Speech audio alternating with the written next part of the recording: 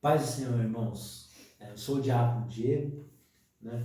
Com muita alegria e gratidão a Deus por essa oportunidade que Ele nos concede de estarmos aqui para poder aprender, estudar a palavra que Ele nos deixou. Eu agradeço novamente ao pastor Valdemiro pela oportunidade, o apoio que ele tem nos dado nesse ministério. E hoje, irmãos, com alegria, que eu estou aqui com a minha esposa, a irmã Raquel, para poder ministrar em conjunto com ela essa nona aula da nossa EBD. Uma honra, uma alegria, e com gratidão ao Senhor pela oportunidade que Ele nos concede de servir juntos. Amém. Saúde a todos com a paz do Senhor, irmãos. Motivo de grande alegria estarmos aqui reunidos para mais uma aula, para podermos juntos aprender mais do nosso Senhor. Amém. Amém. Vamos orar, irmãos, antes da gente iniciar a nossa aula. Senhor Deus, amado Pai, te louvamos, ó Deus, por esta oportunidade que o Senhor nos concede. Te louvamos, Pai, porque o Senhor tem nos dado, ó Pai, a oportunidade de ouvir a Tua Palavra, de falar do Teu Evangelho, de estudar a Tua Escritura, Deus. Conduza-nos neste estudo, ó Pai, pelo Teu Espírito, ó Pai. Age em nossas vidas, transforma-nos, dai-nos sabedoria, o entendimento do Teu Evangelho, para que em tudo o Seu nome seja glorificado. Deus, conduza-nos nesta aula, guarda a vida de cada irmão, ó Pai, que está estudando a Deus e se dedicando à Tua Palavra. Pelo nome santo de Jesus, que oramos e agradecemos. Tá? Amém, irmãos. Então hoje iniciamos a nossa nona aula, já estamos chegando ao fim da EBD do segundo trimestre, onde nós estamos estudando a carta que Paulo escreveu aos Efésios, enquanto ele ainda estava na prisão em Roma, entre os anos de 60 e 62. Nós já aprendemos também, irmãos, que fomos eleitos na presciência do Senhor, pelo seu pré-conhecimento. Aprendemos também que fomos escolhidos para sermos santos e irrepreensíveis e que a partir de que aceitamos a Cristo nós andamos em novidade de vida. Então antes nós éramos desgarrados, afastados, inimigos do Senhor, mas em Cristo Jesus nós somos reconciliados nele e enxertados na oliveira. Vimos também que por meio do sacrifício vicário da cruz, aquela parede que separava dois povos, os gentios e os judeus, já não existe mais. E esses dois povos, eles se formam em um só, que é a igreja do nosso Senhor Jesus. Vimos na última aula que somos edificados nos fundamentos dos apóstolos e profetas, onde a pedra de esquina, a pedra fundamental e principal é Cristo Jesus. E hoje, na nossa nona aula, nós vamos estudar o mistério da unidade revelado. O nosso texto áureo, ele está lá na carta aos Efésios, no capítulo 3, versículo 5, que diz o seguinte: o qual, noutros séculos, não foi manifestado aos filhos dos homens, como agora tem sido revelado pelo Espírito, aos seus santos apóstolos e profetas. A verdade prática vai dizer que Deus revelou o mistério que esteve oculto, desde todos os séculos, aos profetas e aos apóstolos do Novo Testamento. Louvado seja Deus. A nossa leitura bíblica em classe de hoje está lá em Efésios, capítulo 3, versículos de 1 a 13, que a irmã Raquel irá fazer a leitura. Amém. Por esta causa, eu, Paulo, sou prisioneiro de Jesus Cristo por vós, os gentios. Se é que tendes ouvido a dispensação da graça de Deus, que para convosco me foi dada, como me foi este mistério manifestado pela revelação como acima, em pouco vos escrevi. Pelo que, quando ledes, podeis perceber a minha compreensão do mistério de Cristo, o qual, noutros séculos, não foi manifestado aos filhos dos homens, como agora tem sido revelado pelo Espírito aos seus santos apóstolos e profetas.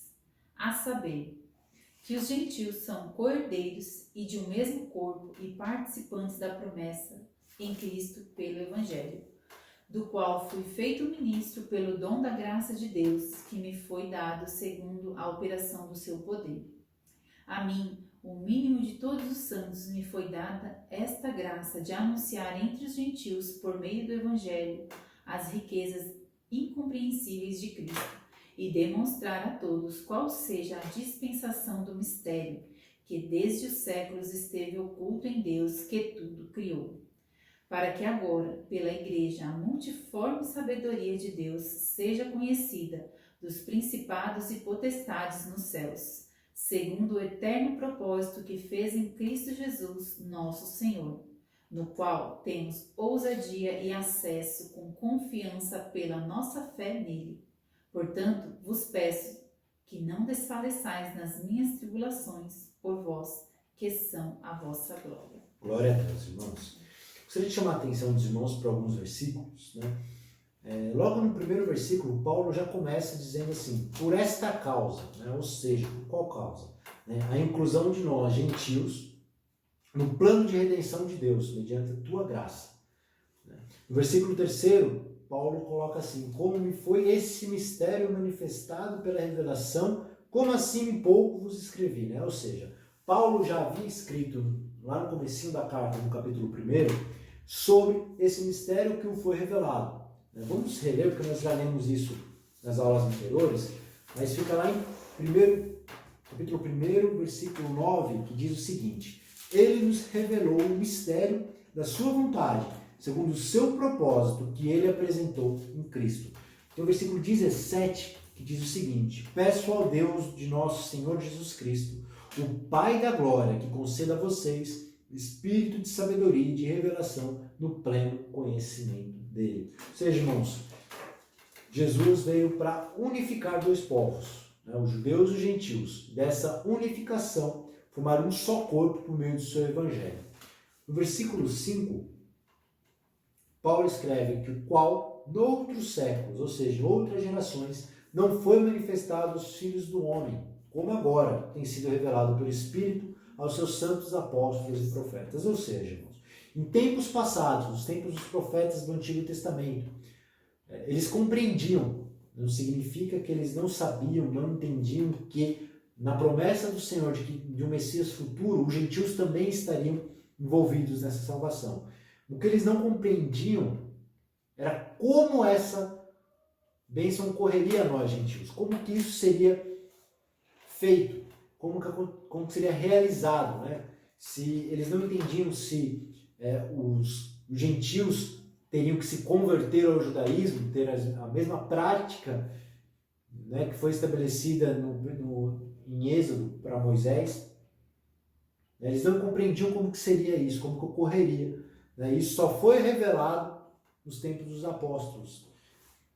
No versículo 6, Paulo diz que a saber que os gentios são cordeiros e de um mesmo corpo e participantes da promessa em Cristo pelo Evangelho. Ou seja, irmãos, tanto os cristãos gentios quanto os judeus, né, que antes, conforme falei, estávamos separados, eram dois povos, se fizeram um só, né, sendo todos cordeiros em Cristo, formando uma família de Deus. Aqui podemos linkar o versículo 3, o 6 é a resposta ao 3. Né? O mistério foi que os gentios são cordeiros de um mesmo corpo e participantes da promessa em Cristo pelo Evangelho. Então essa é a grande novidade que foi revelada aos apóstolos e profetas. Amém. No versículo 8, Paulo diz o seguinte, a mim, o mínimo de todos os santos, me foi dada esta graça de anunciar entre os gentios, por meio do Evangelho, as riquezas incompreensíveis de Cristo. Aqui eu queria chamar a atenção dos irmãos, a última parte desse versículo, que fala que as riquezas incompreensíveis de Cristo. O termo riqueza, principalmente nos nossos dias, a gente sempre pensa em quantidade, em volume de bens, né, em volume de dinheiro, de propriedades que uma pessoa detém. Mas aqui Paulo, quando ele escreve, ele não está escrevendo, colocando que as riquezas incompreensíveis de Cristo no sentido de quantidade, e sim de quão precioso é essa riqueza. Né? Que agora, né, que antes o Messias era somente dos judeus, agora esse Messias é também de nós, gentios. Né? Ele também nos alcançou. Né?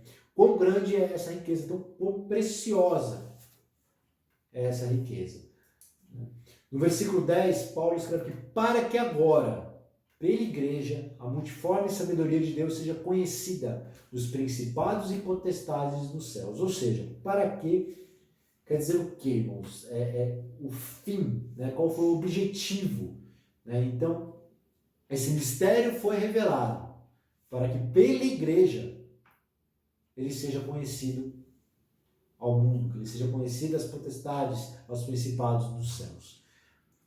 No versículo 11, Paulo escreve que segundo o eterno propósito que fez em Cristo Jesus, nosso Senhor. Irmãos, embora esse mistério tenha sido revelado somente nos tempos de agora, somente a Paulo, no tempo dos apóstolos, ele já era um plano do Senhor desde a fundação dos tempos. Já era o propósito dele, já estava nos seus planos enviar a Cristo para que tudo e todos se unissem nele, em Cristo Jesus. Então já era o plano, já era o propósito do Senhor desde a fundação dos tempos. O objetivo da nossa aula é estudar o mistério, né? Ou seja, a inclusão de nós gentios na oliveira, formando um só povo em Cristo Jesus. E esse um só povo, ele forma a igreja do Senhor. Né? Que esse mistério que esteve oculto é a revelação concedida aos profetas e apóstolos. Os objetivos específicos da nossa aula é explicar o mistério oculto de que judeus e gentios seriam um só povo, integrante de um mesmo corpo, expor como e quando Deus revelou o mistério aos apóstolos e aos profetas, e por fim mostrar que desde a eternidade o mistério esteve encoberto para ser revelado em tempo oportuno. É interessante porque muitos não sabiam como seria isso. E Cristo é o elo que une, né, os judeus e nós, os gentios. Ele veio e se fez carne, habitou entre nós para que pudéssemos ser a sua igreja, pudéssemos todos serem um nele. Amém. Louvado seja Deus. Em Cristo Jesus, né, não há mais estrangeiro, né? Não somos mais estrangeiros e sim como cidadãos, né, do Senhor. A introdução da nossa aula vai dizer que Paulo e os demais apóstolos, bem como os profetas do Novo Testamento, receberam por meio de Cristo a revelação do mistério oculto. Nessa lição, portanto, estudaremos o conceito bíblico para mistério. Como esse mistério esteve oculto nas eras passadas, como o mistério foi revelado na nova aliança e como ele foi pré-estabelecido por Deus na eternidade. Louvado seja Deus. O primeiro tópico fala sobre o mistério oculto no Antigo Testamento. Os gentios ignoravam as promessas e os judeus pensavam ser os únicos beneficiários delas. Porém, ambos desconheciam o mistério que esteve oculto. Irmãos, o que essa introdução quer dizer, esse texto quer dizer? Antes, andávamos desgarrados pelo mundo, fazíamos a vontade do mundo, sem esperança, não conhecíamos as promessas do Senhor. Em contrapartida, Israel conhecia as promessas, e ele entendia que eles eram os únicos beneficiários, os únicos que teriam acesso a essas promessas, por meio de toda a lei que Deus colocou para eles. E esse mistério que antes estava oculto era justamente a união entre esses dois povos, tão distintos em cultura, para formar um só povo, a formar o corpo, onde o cabeça é Cristo. E por meio deste plano, desse propósito, o Senhor formou a sua igreja. Então, o conceito bíblico de mistério, a palavra mistério, ela significa, portanto, um segredo, uma doutrina secreta. Ela indica alguma verdade divina que esteve oculta e passou a ser conhecida. Não se refere a algo misterioso que somente alguns poucos iniciados podiam compreender, como ensinavam alguns adeptos ao falso misticismo e ainda se ensinam hoje. Pelo contrário, no cristianismo significa uma verdade que esteve encoberta e agora foi desvendada, em benefício de todos. Louvado seja Deus, irmãos. São duas palavras muito parecidas, né? Mistério e misterioso. Como a gente leu, mistério é um segredo, não tinha sido revelado, mas quando Deus revelou a todos nós, sem distinção, né? E misterioso já é algo que poucos têm acesso, como aqui cita adeptos do falso misticismo, né? Como hoje ainda existem muitas religiões ocultistas que escondem muitas coisas e só é revelado a determinados graus, determinadas pessoas, né? E Deus não. Nosso Senhor revelou a todos nós, a todo o seu povo, a quem o conhecer, é revelado a ele este mistério. Louvado seja Deus, né, irmãos? Portanto, não importa o nosso grau de instrução, o diploma que a gente pendura na nossa parede, não importa, né, aonde nós estamos na sociedade, qual que é a nossa riqueza, nada disso importa. Deus revelou isso a todos que o querem, né, para a honra e glória do nome dele, irmãos. O tópico 2 fala sobre o desconhecimento do mistério. Para compreender em que sentido o mistério esteve oculto, desde outras gerações, é preciso pôr em foco o advérbio como, que aparece no texto com valor circunstancial, né? Ou seja, noutros séculos não foi manifestado como agora. Ou seja, irmãos, não quer dizer que, conforme também comentamos acima, não quer dizer que os profetas do Antigo Testamento não sabiam, né, que o propósito do Senhor era unificar os povos, né, que os gentios, aqueles povos alheios ao judaísmo, iriam ser enxertados, iriam fazer parte de uma só nação. Eles compreendiam isso. Porém, eles não entendiam como Deus realizaria essa obra, né? E Deus fez algo totalmente novo, né? Deus ele fez que todo aquele cerimonial fosse descontinuado, né? Somente com a obra vicária que Cristo fez naquela cruz. Cristo é o ápice da revelação de Deus, que através da Escritura veio sendo revelado, e quando chega em Cristo, se volta para o Antigo Testamento, né? Que ele apareceu como nuvem, como rocha, como fogo, e assim ele foi revelado agora no Novo Testamento. Foi revelado e nos fez conhecido, né? E ele uniu todos os povos em um só. Então a expressão como indica que no Antigo Testamento esse mistério não foi dado a conhecer tão claramente como foi agora no Novo Testamento, que foi desvendado pelo Espírito. Isso não quer dizer que antes da Nova Aliança ninguém tomara conhecimento acerca desse mistério. Ou seja, a bênção de que os gentios também participariam. Vamos ler Isaías 49, versículo 6. Isaías 49, 6.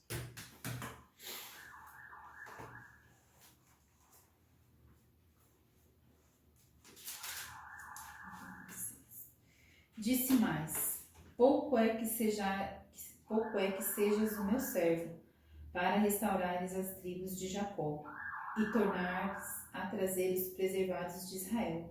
Também te dei para a luz dos gentios, para seres a minha salvação até a extremidade da terra. Louvado seja Deus. Então a salvação seria levada à luz para os gentios, né? Ou seja, testemunhar, falar de Deus aos gentios até os confins da terra. Então Isaías já estava falando sobre a promessa de que os gentios também teriam acesso a essa salvação, mas conforme falamos, ela não revela como essa salvação chegaria até nós. Os escritores do Antigo Testamento não apenas conheciam a respeito das bênçãos prometidas aos gentios, eles fizeram menção delas, conforme lemos agora em Isaías. O que esses profetas não sabiam era como isso aconteceria e como Deus faria algo totalmente novo.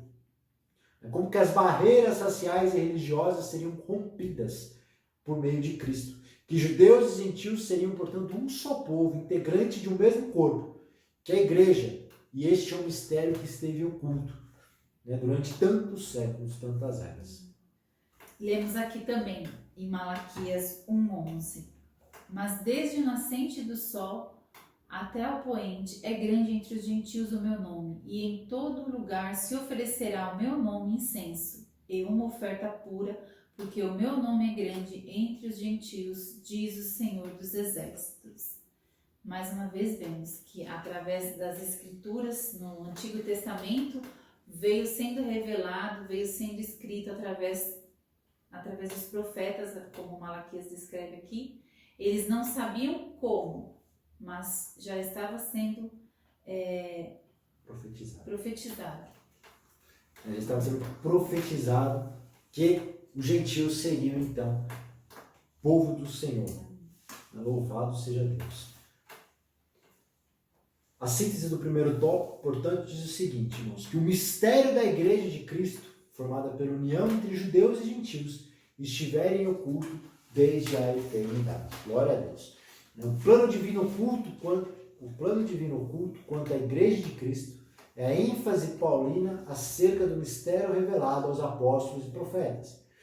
Ao fazer a abertura do capítulo 3 de Efésios, Paulo destaca a sua condição de prisioneiro, o processo de sua vocação e como lhe foi esse mistério manifestado pela revelação.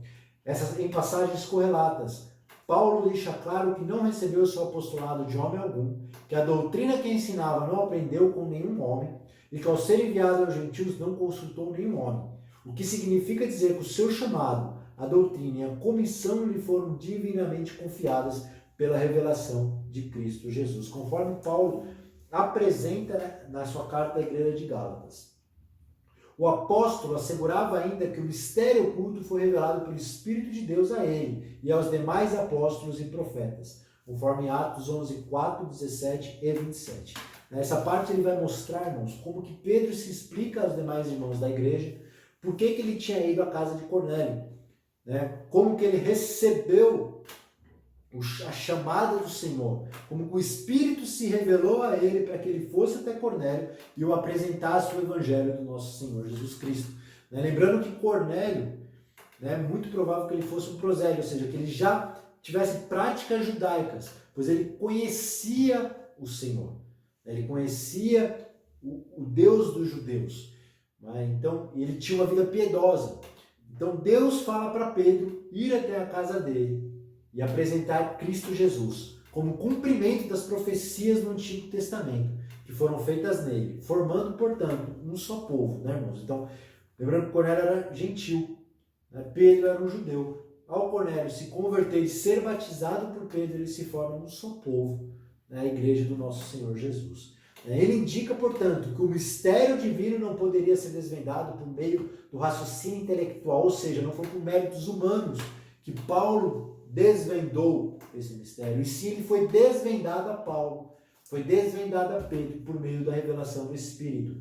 Portanto, o apóstolo enfatiza que o mistério foi dado a conhecer por meio da revelação divina e não por sabedoria humana.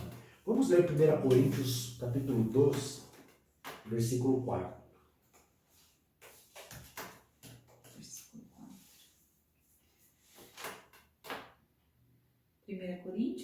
1 Coríntios 2, 4. 2, 4. E a minha palavra e a minha pregação não consistiram em palavras persuasivas de sabedoria humana, mas em demonstração do Espírito e de poder. Portanto, irmão, muitas vezes nos preocupamos em como vamos apresentar a palavra do Senhor, como que vamos falar sobre Cristo, como que vamos falar sobre o Evangelho. Nós, muitas vezes, não nos sentimos capacitados a fazer isso. Nós, muitas vezes, somos tímidos, não temos coragem. Mas aqui Paulo está falando que não foi pela inteligência, não foi pela capacidade que ele detinha, mas sim pelo poder do Espírito Santo que vidas conhecem ao Senhor, que vidas são convertidas. Então, por mais eloquente que nós sejamos, por melhor oratória que nós tenhamos, ela não vai salvar ninguém, ela não vai trazer mérito algum a ninguém. Somente o Espírito, que por meio de revelar a nossa natureza, como estávamos antes de Cristo, é que pode trazer o homem ao arrependimento e a conversão em Cristo Jesus, irmãos. Então, não importa as nossas limitações, Deus chamou a todos para pregar o Evangelho.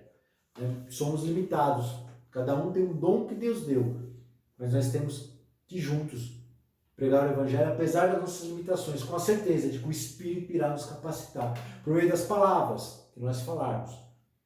Por mais simples que elas sejam, irmãos, elas têm que ser o Evangelho do Senhor, pois somente ao ouvir a palavra que podemos converter, podemos reconhecer ao Senhor Jesus e a nossa condição, a nossa natureza. E Paulo é um grande exemplo disso, porque foi revelado a ele estando preso, e foi tamanha alegria que ele queria contar. Então ele ainda, além de escrever contando a revelação que Deus tinha dado a ele ainda fala para os irmãos: olha, não fiquem tristes, importa isso que eu estou escrevendo para que vocês sejam fortalecidos, Sim, é verdade. Paulo exorta a igreja de Efésios, né, a doutrina do Senhor, e ele apresenta, né, um mistério que lhe foi revelado e como isso tem que alegrar. Né, porque, como Jesus disse, né, que na vida nós teríamos aflições, né, vamos passar por dificuldades, vamos ter problemas. Né, nós não somos salvos para que tenhamos uma vida prolífera, para que tenhamos uma vida boa, com conforto, dinheiro, que não tenhamos problema. Pelo contrário, irmãos, nós somos chamados para servir ao Senhor. Né? Quando servimos ao Senhor, há oposição, pois o Evangelho, irmãos, ele é forte, ele mostra a condição, ele revela a condição que nós, antes de aceitarmos ao Senhor Jesus, estávamos, como que nós vivíamos, conforme estudamos, inclusive no primeiro trimestre, sobre a natureza do homem. Qual era a nossa condição, né? Como que vivíamos para nós, para sustentar o nosso ego, que não há nenhuma bondade em nós, tudo que façamos, por mais que queiramos que seja o bem, ele é o mal, como diz o próprio apóstolo Paulo. Né? Portanto, ele chama a igreja de Efésios, demonstra a alegria, a honra que ele tem de poder pregar o evangelho do Senhor. Então essa carta que Paulo escreve aos Efésios, ela tem os primeiros 3 capítulos, ele apresenta uma doutrina, a doutrina bíblica, a doutrina do Evangelho para aquela igreja. E depois, nos próximos capítulos, ela vai mostrar como que a igreja tem que viver o Evangelho. Porque não somos chamados somente para conhecer a Bíblia, irmãos. Não é o conhecimento intelectual que vai trazer algum benefício, que vai propagar o Evangelho do Senhor. Nós precisamos também viver o Evangelho. Então é por meio do nosso testemunho e da pregoar o Evangelho que iremos trabalhar ao Senhor, que o nome do Senhor será glorificado. Então, o segundo item sobre o mistério oculto revelado. Em termos gerais, o mistério revelado é a igreja. Ou seja, o que é a igreja, portanto, irmãos, conforme estamos falando aqui? É a junção de 2 povos. Porque se formos parar para pensar, conforme as escrituras nos mostram, havia o povo judeu, que é o povo escolhido do Senhor, Israel, e as demais nações. Todas as demais nações eram as nações gentílicas, ou seja, os gentios. Portanto, só existem 2 povos, conforme a gente vê nas escrituras de uma forma geral, a gente falando.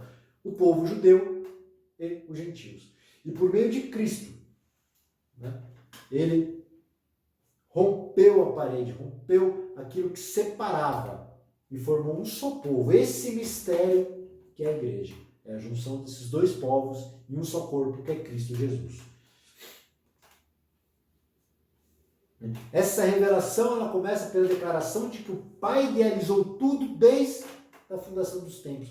Conforme lemos em Efésios 1, 4, que diz o seguinte: antes da fundação do mundo, Deus nos escolheu nele para sermos santos e irrepreensíveis diante dele. Continuando, em amor nos predestinou para ele, para sermos adotados como seus filhos, por meio de Cristo Jesus, segundo o propósito da sua vontade. Ou seja, desde a fundação do mundo, já estávamos sendo chamados para sermos adotados como filhos dele. Ou seja, sermos enxertados na oliveira. E ele prossegue com a execução da obra de Cristo e também com a criação de uma nova humanidade. Ou seja, em Cristo formamos um novo povo, temos uma nova humanidade.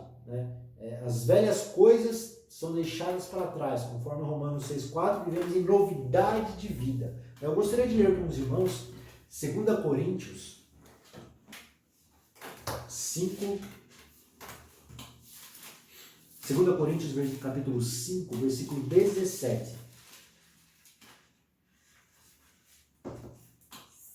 5,17, que diz o seguinte, irmãos: portanto, se alguém está em Cristo, é nova criação.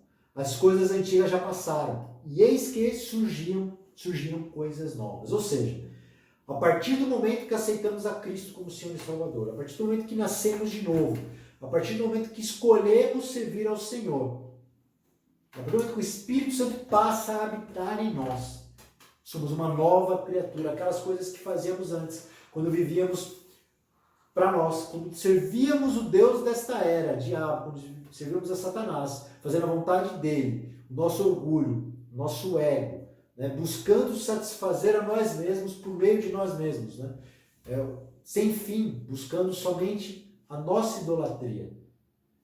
Em Cristo, passamos a ser uma nova criatura, onde o nosso foco é Cristo. O nosso foco é glorificar o nome do Senhor. Então nós, conforme Paulo exorta, temos que ter uma vida digna do Evangelho do Senhor. Uma vida digna da morte que Cristo teve naquela cruz, do sacrifício que Ele pagou por nós, para nos libertar do pecado, das amarras do pecado, e salvar, né?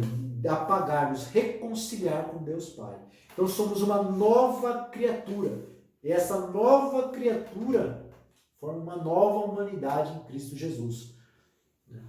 E ainda, irmãos, a revelação ela continua, como também a união de judeus e gentios como família de Deus e corpo de Cristo. Ou seja, essa nova humanidade que é criada em Cristo Jesus forma, então, portanto, uma nova família, o corpo de Cristo.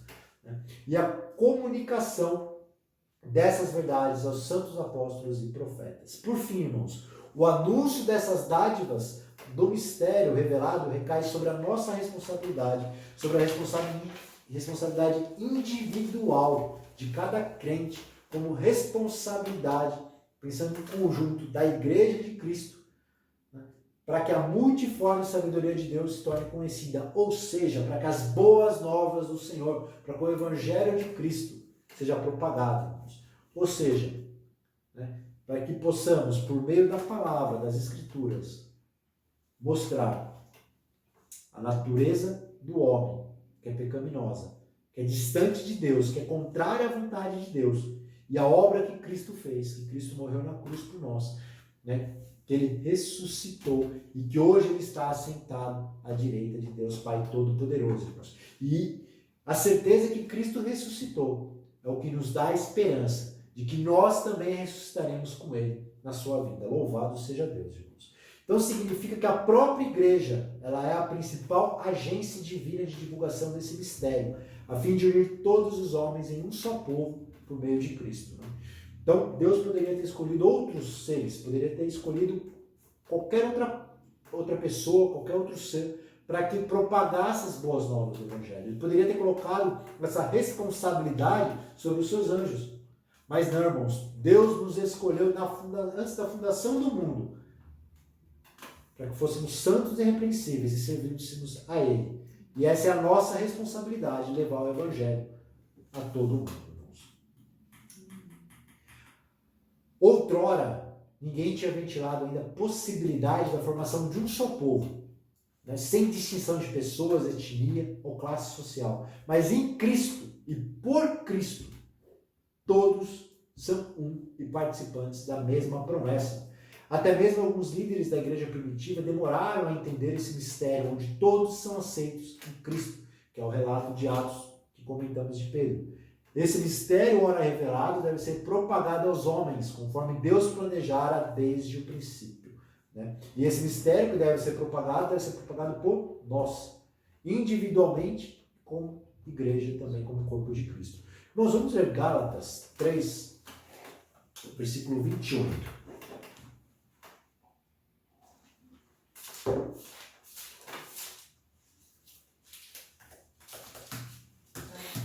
Gálatas 3, 28. Nisto não há judeu nem grego, não há servo nem livre, não há macho nem fêmea, porque todos vós sois um em Cristo Jesus. Louvado seja Deus. Ou seja, irmãos, não há mais diferenças para Cristo. Não importa a nossa etnia, não importa a nossa condição social, não importa o quanto nós sabemos, o quanto nós estudamos, não importa o cargo que ocupamos no nosso emprego, nada importa. Somos todos iguais, somos um só povo, um só corpo, que é o corpo de Cristo. Louvado seja Deus. Neste ponto, o destaque para o mistério revelado da igreja redimida por Cristo e formada pelos povos e nações do mundo todo. Louvado seja Deus. Então, irmãos, o último tópico é o mistério pré-estabelecido por Deus. Deus não foi surpreendido no pecado no Éden. Desde a eternidade, o Senhor já pré-estabeleceu um plano para ser executado na plenitude dos tempos. Né? Conforme lemos mesmo em Efésios 1:4, que fala que antes mesmo que o mundo fosse formado, Deus já havia nos escolhido nele. Amém. Louvado seja Deus. Salmos 90 diz assim: Senhor, tu tens sido o nosso refúgio de geração em geração. Antes que os montes nascessem, ou que tu formasses a terra e o mundo, mesmo de eternidade a eternidade, tu és Deus. Ou seja, irmãos, a gente pode pensar nessa de eternidade em eternidade como se fosse uma espiral. Então, de eternidade em eternidade, de eras em eras, de séculos em séculos, ano após ano, Deus se revelou, Deus tem revelado o seu plano e não é devido a circunstância nenhuma que houve ou haverá. Ele já tem um plano pré-estabelecido. Louvado seja Deus. Então, irmãos, independentemente da situação que nós passamos, tanto que já aconteceu quanto aqui por vir, independente da situação que hoje nós estamos vivendo, um cenário onde muitos estão sem esperança, num cenário onde muitos não sabem o que será, seja pela doença, seja por desemprego que vem afrontando os nossos dias, nós não temos a certeza de como será. Mas a certeza que nós temos, assim como a Raquel leu, é que o Senhor Deus já pré-estabeleceu a sua vontade, antes mesmo da fundação do mundo. Então tudo está no seu controle e tudo é feito para a honra e glória do seu nome. Então Deus em tudo ele tem um propósito. Este momento que nós estamos passando, irmãos, eu creio e entendo que Deus tem um propósito. Primeiro é tratar com nós individualmente, onde Ele nos chama de volta à Tua palavra, de volta ao Teu Evangelho. Ele nos chama a nos encorajar a pregoar a Tua palavra a todo mundo. Porque muitos estão perecendo, muitas vidas estão sendo ceifadas e muitas delas nem sequer ouviram falar de Cristo Jesus. E nós, como representantes do Senhor, como responsáveis, como lemos aqui, temos a obrigação de apregoar, de levar o Evangelho para essas pessoas que estão perecendo, indo ao inferno, porque muitas vezes nós não levamos a palavra a ela. E também Deus vem chamando ao mundo, por meio desta doença também. Eu creio que Deus está chacoalhando o mundo, chamando ao arrependimento. Arrependei-vos, pois o reino de Deus está próximo. Eu creio que Deus está chamando a cada um no mundo. Então, portanto, irmãos, vamos continuar na nossa caminhada no Senhor, firmes no Teu Evangelho, no fundamento dos apóstolos e profetas, aonde a pedra fundamental é Cristo. Não nos desviemos do Evangelho, da palavra do Senhor, para que quando Ele vier, e a cada dia que passa está mais próximo à sua vinda, não sejamos pegos desprevenidos. Irmãos, se pensarmos sobre isso, temos que buscar a santidade, pois se Jesus voltasse hoje, como Ele nos encontraria? O que nós estaríamos fazendo? Como que nós gostaríamos que Cristo nos visse? Se Ele chegasse hoje, não que Ele já não esteja nos vendo, pois tudo já é revelado a Ele, mas se Ele viesse agora, o que nós gostaríamos de estar pensando, o que nós gostaríamos de estar fazendo, o que nós gostaríamos de estar falando? Se Ele entrasse numa conversa casual que estivéssemos tendo em casa com os amigos, se de repente Cristo aparecesse, será que nós teríamos vergonha do que nós estávamos falando? Então, como tem que ser a nossa conduta? Paulo já nos exorta, no próprio versículo 4 de Efésios, no capítulo 1, que fomos escolhidos nele para sermos santos e irrepreensíveis. Deus nos capacita a sermos santos, mas nós precisamos buscar a santidade. Nós precisamos fazer a nossa parte para que Deus nos ajude. Louvado seja Deus, irmãos. Então, as riquezas insondáveis de Cristo. O mistério agora revelado e anunciado é considerado pelos apóstolos como riquezas insondáveis. A expressão se refere às maravilhas e à providência divina que estão além do entendimento humano. Para o apóstolo Paulo, compartilhar com os povos essas boas novas era algo imensurável. Irmãos, tem sido imensurável pregar o Evangelho? Nós temos pregado o Evangelho aonde formos, em tempo e fora de tempo.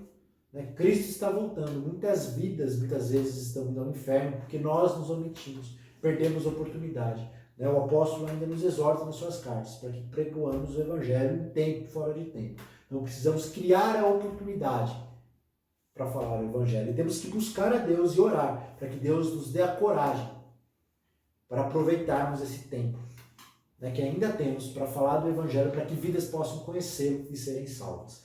A mensagem da qual ele foi incumbido consistia em ministrar a todos a perfeição e a preciosidade do mistério que estiver oculto. Por que preciosidade? Conforme falamos, os gentios estavam fadados ao inferno, distantes de Deus, não conheciam a esperança que tinham. E esse mistério revelado traz a possibilidade de dois povos se tornarem um só em Cristo, de ambos os povos reconhecerem a Cristo como Senhor e Salvador, e assim serem salvos. Onde o seu destino era o fogo do inferno, e sim, agora, após Cristo, será a eternidade com Deus. Louvado seja Deus. Ou seja, proclamar essas dádivas foram projetadas desde a eternidade, sendo livremente concedidas aos homens por meio de Cristo. Tudo abrange o beneplácito da vontade divina, que articulou o plano, o conteúdo do seu plano, e a pessoa de Cristo que executou o plano já pré-estabelecido por Deus. Vamos ler, irmãos, a primeira carta de Pedro, capítulo 1, versículo 20. 1 Pedro 1, 20.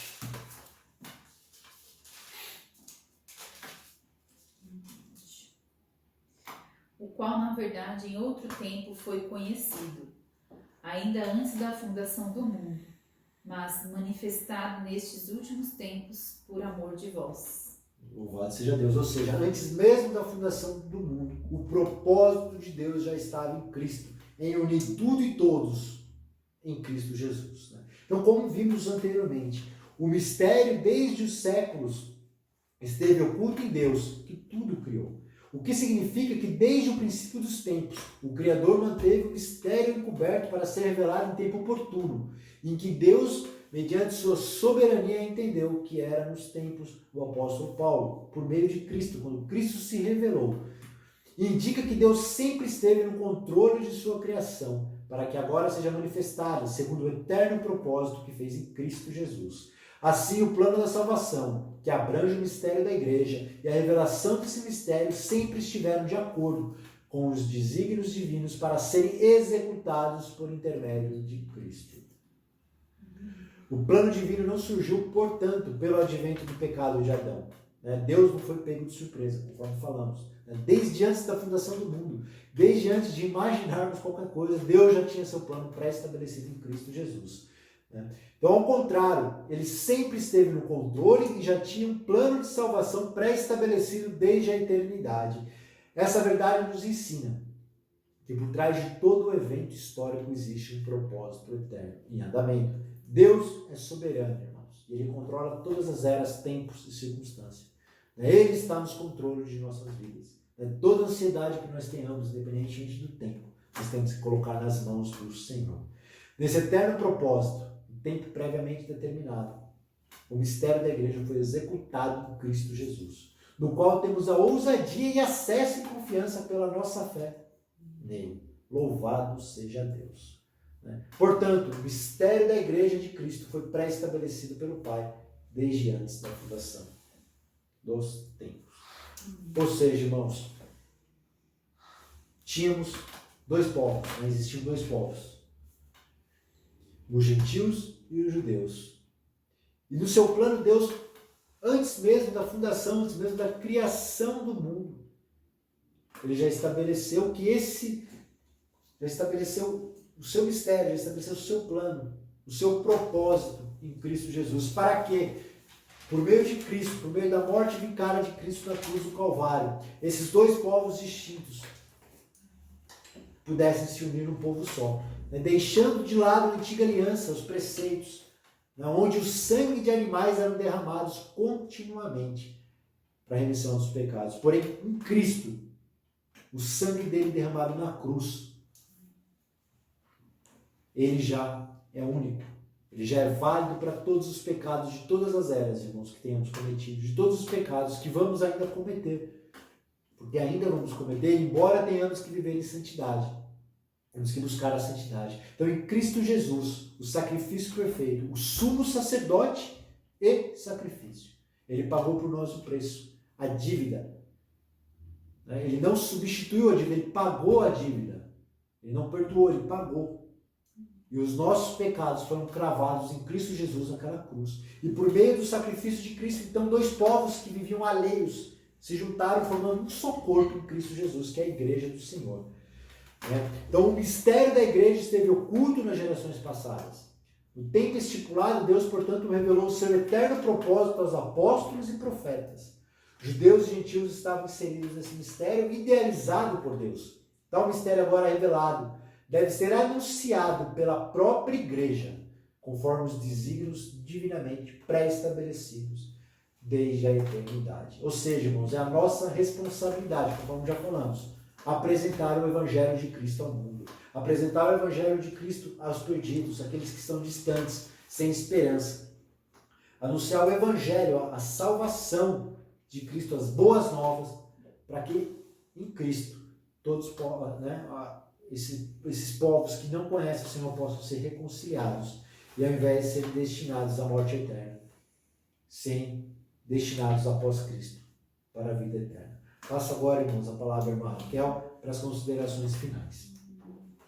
Irmãos, tamanha deve ser a nossa alegria, assim como Paulo, que, independente das circunstâncias, como no caso dele estava preso, ele quis anunciar esse mistério que foi revelado a ele, que nós hoje possamos, com alegria, independente das circunstâncias, lembrar do nosso propósito diante de Deus e continuar a levar essas boas novas a toda criatura. Nós temos um propósito, né?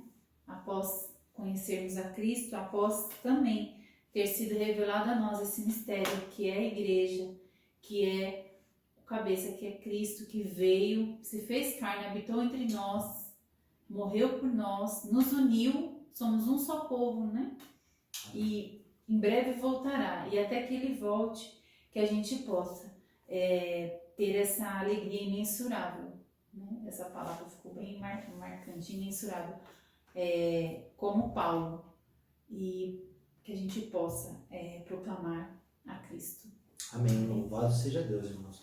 E que possamos, então, fortalecidos no Evangelho do Senhor, fortalecidos pelo seu Santo Espírito, possamos proclamar as boas novas de Cristo, né? Onde é motivo da nossa alegria, da nossa esperança e da nossa vida, né? Que seja Cristo, nosso foco seja Cristo, né, irmãos? Então chegamos ao final de mais uma aula, de mais uma EBD, né? Que Deus possa abençoá-los, né? Que essas lições, irmãos, possam edificá-los de forma que a igreja de Cristo seja edificada para a honra e glória dele. Que Deus os abençoe, né? E nos vemos no próximo domingo em nome do Senhor Jesus. Amém.